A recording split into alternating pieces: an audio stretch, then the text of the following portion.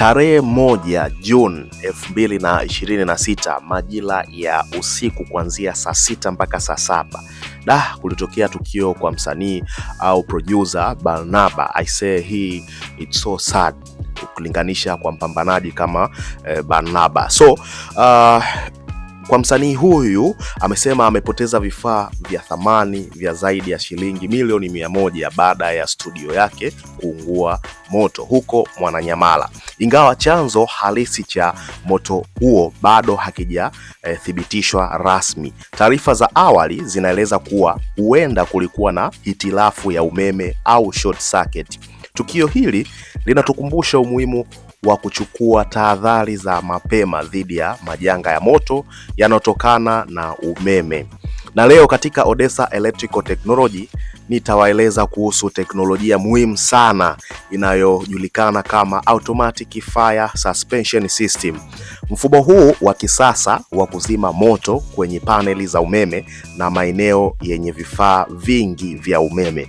Kifaa hiki kinaweza kusaidia kulinda studio zako za kurekodi, ofisi, viwanda, biashara, nyumba na sehemu zote zenye vifaa vya thamani vinavyotegemea umeme.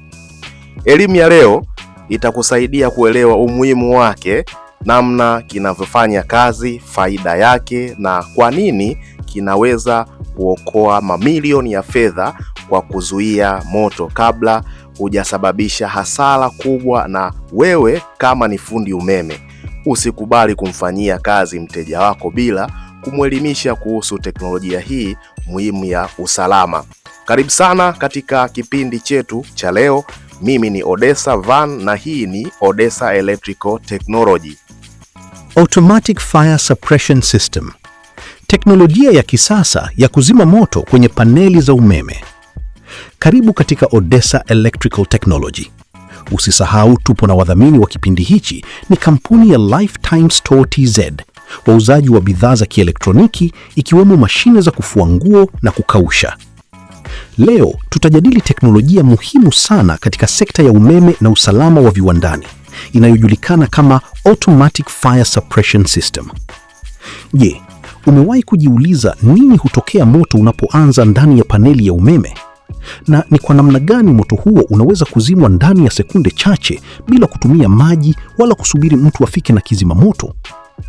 Katika kipindi hiki tutafahamu mfumo huu ni nini, unafanyaje kazi, unafunguaje na kwa nini umekuwa muhimu katika viwanda, majengo makubwa, hospitali, data centers na sehemu nyingine zenye vifaa vya umeme vya gharama kubwa. Kabla ya kuelewa mfumo wa kuzima moto, ni muhimu kufahamu chanzo cha moto kwenye paneli za umeme. Moto unaweza kusababishwa na short circuit, overload, loose connections, arc flash, vifaa vilivyochakaa, hitilafu za ufungaji wa mfumo wa umeme.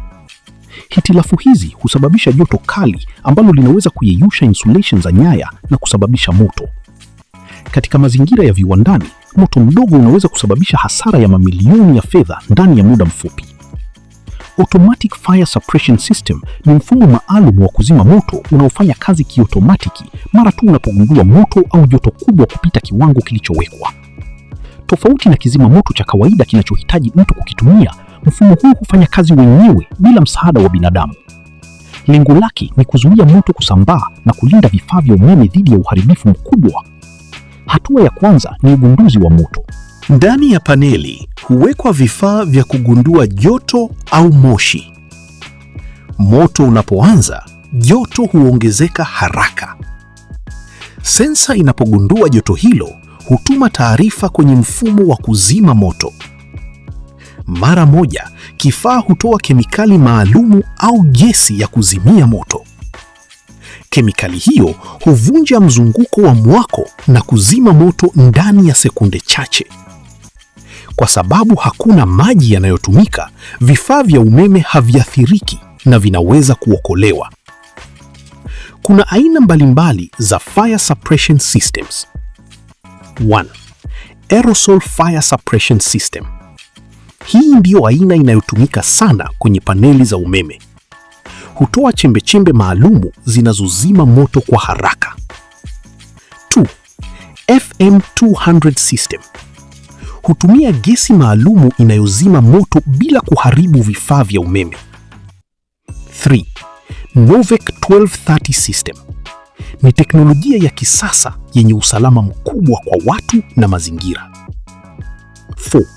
CO2 fire suppression system hutumia gesi ya carbon dioxide kupunguza kiwango cha oksijeni na kuzima moto.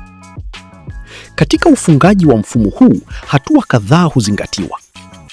Kwanza ni kutambua eneo lenye hatari kubwa ya moto. Baada ya hapo, kifaa cha kuzima moto hufungwa ndani ya paneli. Sensa za joto au moshi huwekwa sehemu zinazofaa. Wiring hufanywa kwa kufuata michoro ya mtengenezaji. Mfumo huunganishwa na alamu ili kutoa tahadhari endapo moto utatokea. Hatimaye hufanyika majaribio kuhakikisha mfumo unafanya kazi vizuri kabla ya kuanza kutumika rasmi. Mfumo huu una faida nyingi sana. Kwanza, hufanya kazi bila kusubiri mtu afike. Pili, huzima moto mapema kabla haujasambaa. 3, hulinda vifaa vya gharama kubwa. 4, hupunguza gharama za matengenezo. 5, huongeza usalama wa wafanyakazi na mali.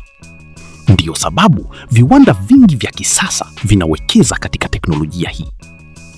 Moto kwenye paneli za umeme ni hatari kubwa ambayo inaweza kusababisha hasara kubwa kwa biashara na viwanda.